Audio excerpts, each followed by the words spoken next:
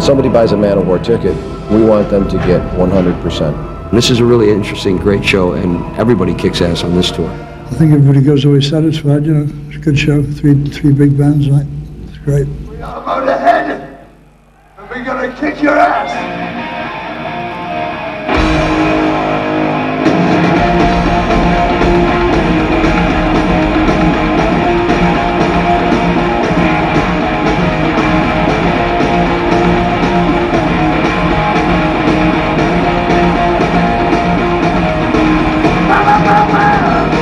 Well, how has it been on the Scandinavian tour so far?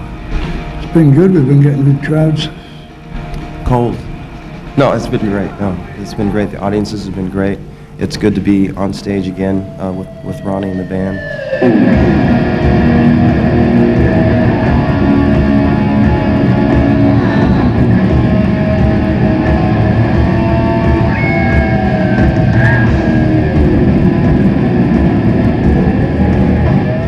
Compare the crowd in Scandinavian to England, America? Well, I think that they are more aggressive. I think they're much more, much more part in the show than most audiences do. I found that in most of Scandinavia. It does that, you know, from Denmark to Sweden to Norway to Finland. I mean, I find it to be that way. And again, maybe it's the cold weather. But they certainly seem to be much more into it than most audiences. Well, the other audiences are good too. English audiences, of course, are more, you know, show me how good you are. And I think, you know, Swedish audiences have always been, we know you're good, and we want to be part of that. Ladies and gentlemen of the United States of America, all hail. Hail to Sweden, fuck the world.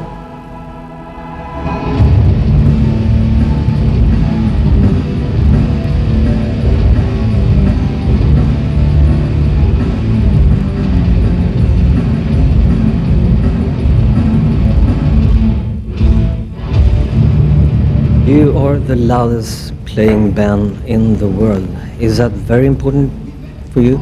It was at the time. We wanted to make sure that the Guinness record was set once and for all, because some people had said it unfairly, some people had said that we hadn't documented it properly. So yes, at the time we wanted to do it so that people would remember once and for all who the loudest, proudest band in the world is. And how's your hearing?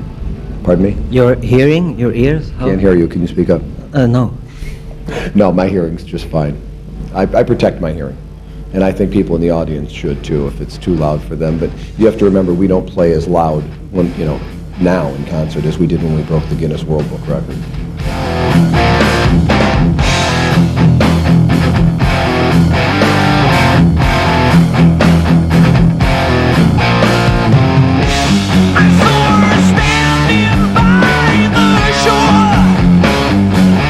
Pontus och Lasse från Lion's Share.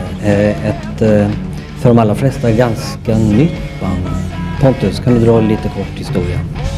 Jag bildades 93 omkring och första plattan kom 94.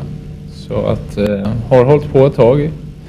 Och i januari kommer den tredje fullängdsplattan som heter Fall from Grace. What do you think about the metal scene today? I think it's great. I think it's really at a point now where it's starting all over again to really explode. I mean, it never went away. You have to understand that. Heavy metal never died, and it never will die. It's just that in terms of the media, sometimes the media says it's dead. But in the hearts and in the minds of the true followers, you know, it's in your blood, and you've got it forever. This one goes out to Jose! I hear the sound in a metal way. I hear the power rolling up the sky. Cause one thing really sets me free. It's metal as long as it can be. Yeah. Well, I think that certainly in Sweden, certainly in Scandinavia, it's never gone away. I mean, these are the most loyal fans that there have ever been. When metal, or whatever we have to call it these days, was getting no attention, it was always still in the hearts of the people here. in the United States, it's starting to get better again. Media are giving it more attention. Radio stations are starting to surface again and playing harder music. I think classic rock has made a great difference for these are quotes, resurgence of this kind of music, because classical rock stations are now playing good heavy metal from days before. So it's getting better in America. Germany has always, like Scandinavia, has always been a place where metal has been very important. So I think that the predictions for its health are very, very good. I don't think it'll ever be like it was before. I don't think anything could ever be like it was before. It was the biggest, baddest, most incredible thing that ever happened. But it must go away because music is so generational. And generations of the generation today are not looking at strictly metal. They have other choices. Perhaps then there weren't a lot of choices. But I find that it's very healthy, and I think it'll be very good. Do you have any current Swedish favorite? Backyard Babies are good. Hardcore Superstar are good. I just did a tour in America with a Norwegian band opening up for us called Lucifer. They were good too. Yeah. And who else? There was somebody else, but I've forgotten who it is. I wish ABBA would reform. I like ABBA. ABBA. ABBA. ABBA. The way we fight, fight us off the ground. We got, we shoot to hell, and you know we always will. Sabama, Sabama. Labor thousand lions, in the black decoration mode. When you're standing there on stage, I wonder what goes through your mind and what do you feel in your heart? In my heart, I feel a deep sorrow for mankind's plight at the moment with the Y2K and that comet heading for the Earth and all that, and eating ourselves off the face of the Earth. No, I don't know. Sometimes you'd be amazed what goes through your mind on stage, you know. I've been at the microphone before now, and I've been thinking about what I should put on the shopping list next day. I caught myself doing that one night, in the middle of one of these like legendary songs of ours, you know, probably overkill, I think. I was thinking, should I get some fish or should I get... And I was thinking, what the fuck are you doing? You know?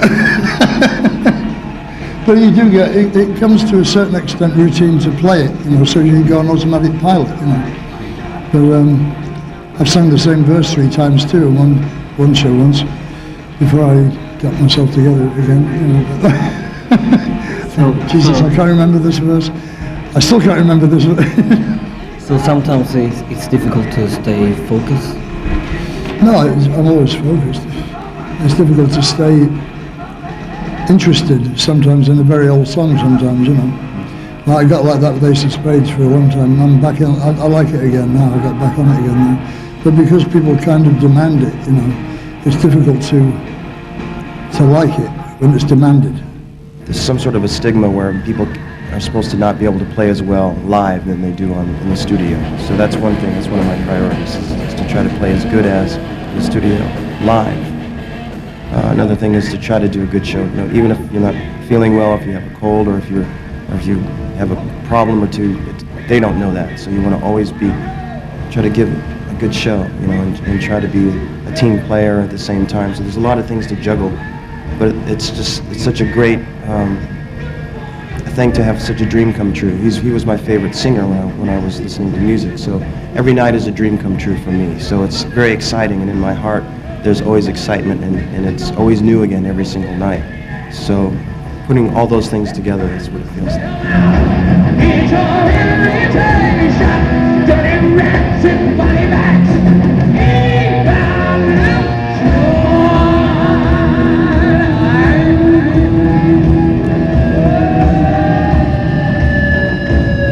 You have been in this business now for quite many years. What keeps you going?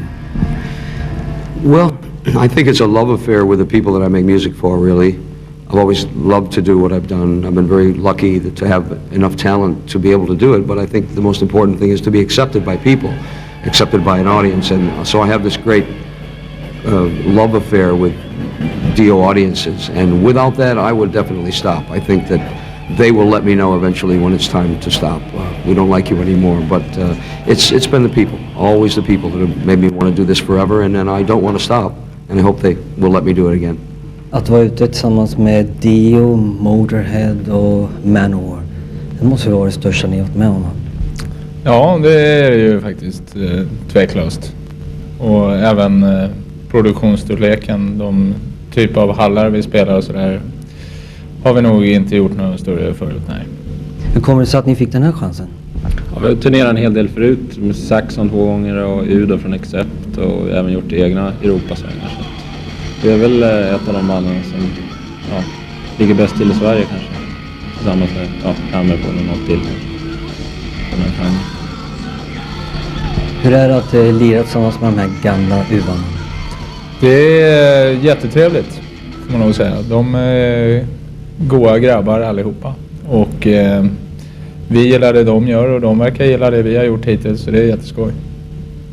Är det några av dina speciella personliga favoriter, Lasse? Ja, det är det verkligen. Det är Ronnie James Dio, det är den största av dem alla. Så att det var jättekul att han gillar oss också och gett oss massa beröm.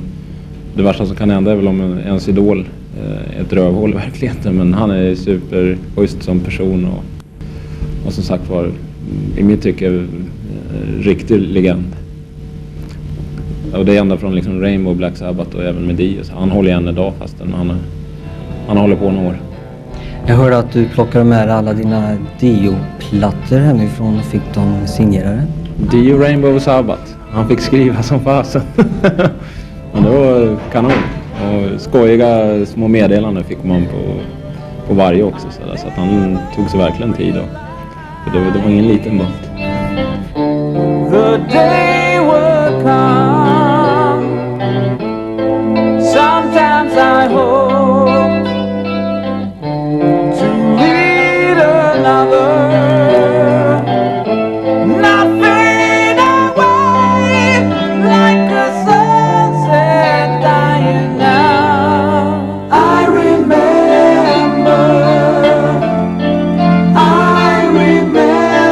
all that won't surrender.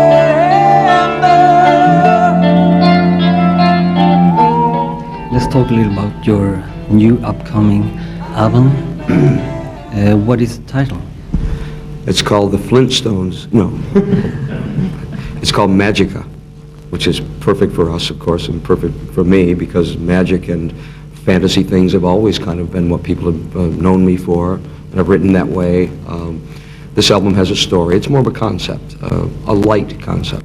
If you look into the crystal ball, do you have any more goals or dreams? I've always been so fascinated by visual things. I guess people would know that from seeing some of the shows that we put on earlier days with dragons and with video and all the kind of things that we've done before. So I think that we really would like to be involved in some kind of visual aspect, whether it be film, writing music for film, but I see things, I see them in my mind, and I think I could make them come about very easily.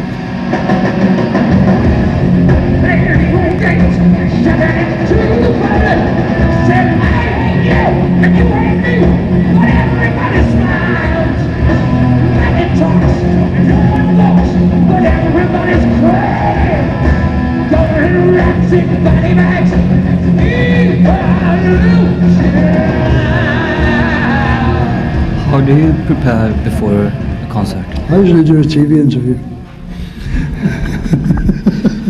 Well, so this is going to be a good show tonight. I hope so. But, well, they're all good shows if it was up to me, you know. Sometimes the sound ain't right, but, you know, that's about the only thing that can affect it. You get the same show from us anyway. Whether it's 3 Guys and a Dog or 25,000, you get the same show. You know, you have been in this business now for quite many years. Are you Quite still... many years, yes, that's the word you want. Quite many years. Oh, so many, and yes, it doesn't seem like even only yesterday, and I was just saying to the wife and everything like that. But I'm just talking rubbish now, so don't fool me. I lost my mind for a moment there, okay? Are you still nervous before concert? Not really. The only thing I get nervous about is the sound on stage, really. You know, because that's variable with every place, right? And you can't really, when you're on stage already, it's kind of too late, you know what I mean? So you know, I just get paranoid about that, but as far as facing the crowd, I'm not scared at all anymore. No.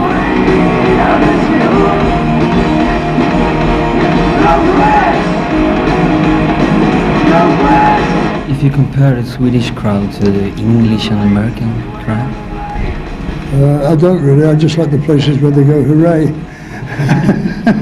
I hate the places where they go boo, you know. It really doesn't matter what accent hooray is in, it's good, you know.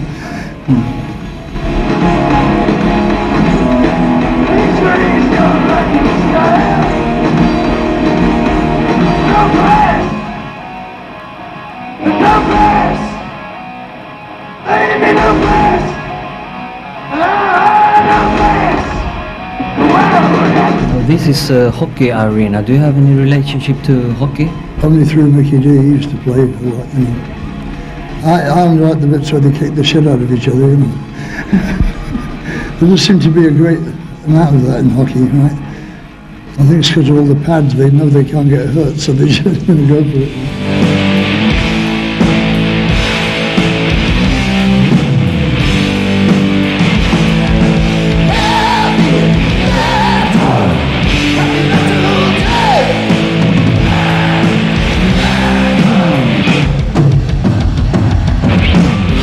I think I'm one of the luckiest people in the world to be in the greatest heavy metal band in the world, and also to have the greatest fans, and I know how fortunate that we are, and I also know how we got here. Our fans said, this is the band we want, and we are going to make sure that this band continues to play. And that's how we've survived 17 record companies, because we just keep on going, and our fans have made us the kings of metal.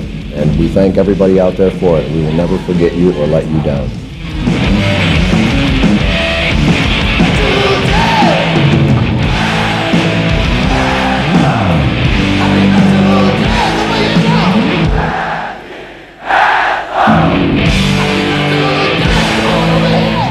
Do you think it's too much money involved in the rock business today? Well, I think a lot of people focus on the money and they don't really think about the fans, and that bothers me, and I don't like that. You know, as far as we're concerned, we'll play anywhere. It doesn't make any difference to us, whether it's, you know, a place like here tonight, which is a very nice, beautiful building, or whether it's a small club. But it's not important. What's important are the people that are there.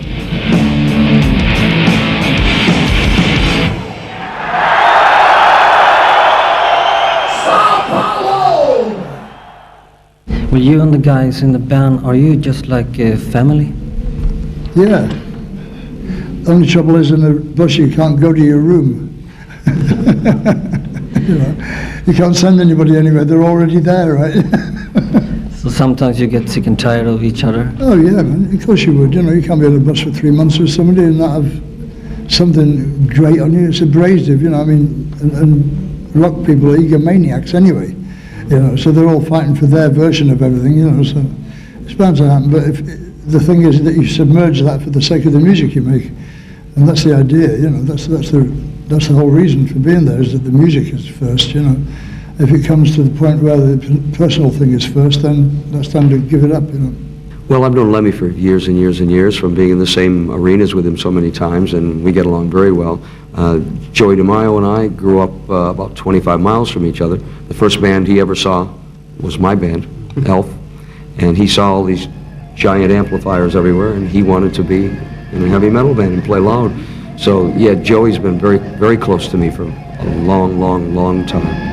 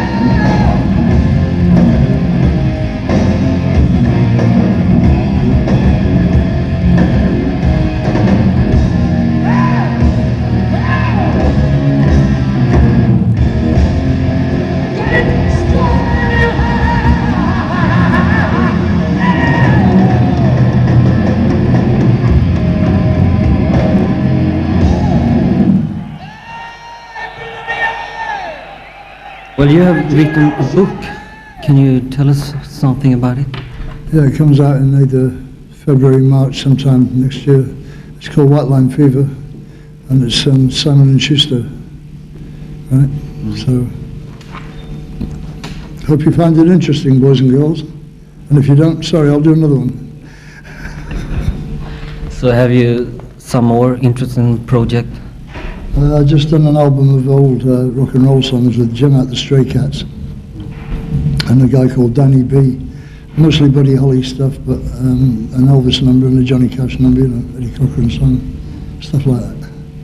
So that comes out also in the same time frame. That'll be on Cleopatra. Then we're working on our own new album as well. I'm thinking of doing a remake of the Seven Labours of Hercules as well, you know, just to keep busy in between. The older you get, the busier you get, apparently. Do you feel that you must have something to do all the time? Yeah, I don't like being idle. When you're on the road, you think, I can't wait to get home, you know, and rest and shit. And then you rest for 2 days, and you think, what shall I do now? After about a week and a half, you're climbing up the wall, you know, Jesus Christ, get me a gig, you know. So you get restless? Yeah, restless. That's right. Twitchy. Withdrawal, you know, from the bus withdrawal, I suppose you call it. Because I spend more time on the bus than I do in my apartment, you know, I mean, 7 months of the year I'm on the bus, or in an airplane or something.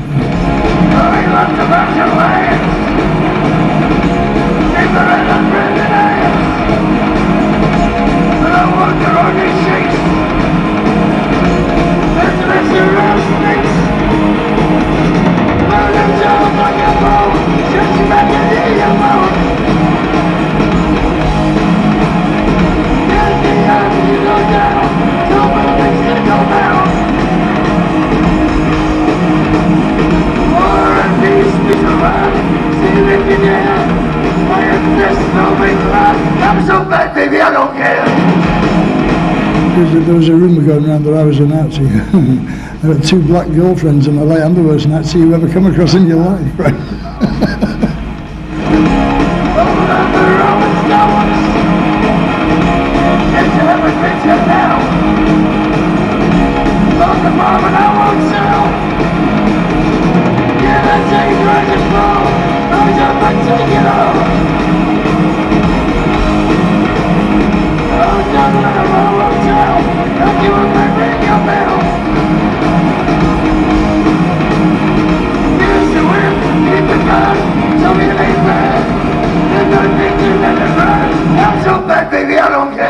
I'm happy, all my dreams came true, man. You know, I wanted to be in a rock and roll band and have people know my name. Here we are. Are you going to do this until you die?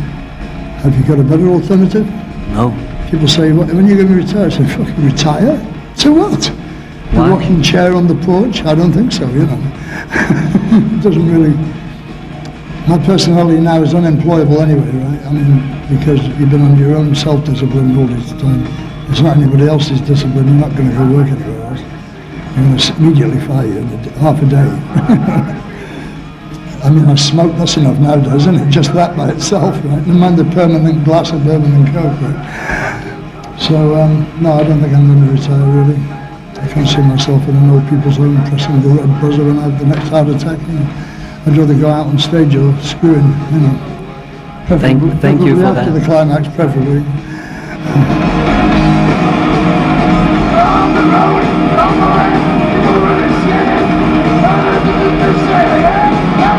Baby, I don't care.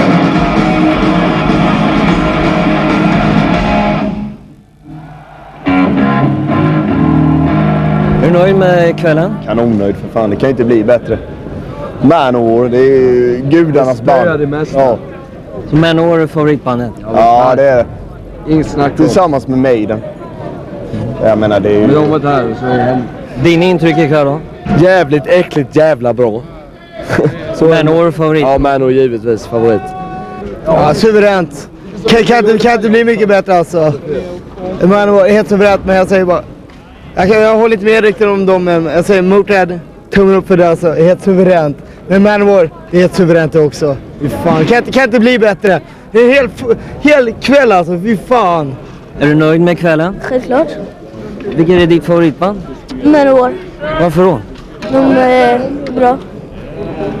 De övriga banden då? Motörhead är dåliga. Resten är bra. Och Dio? Nej, de är bra. Dio var fantastiskt. Det var helt underbart. Ja, mycket bra.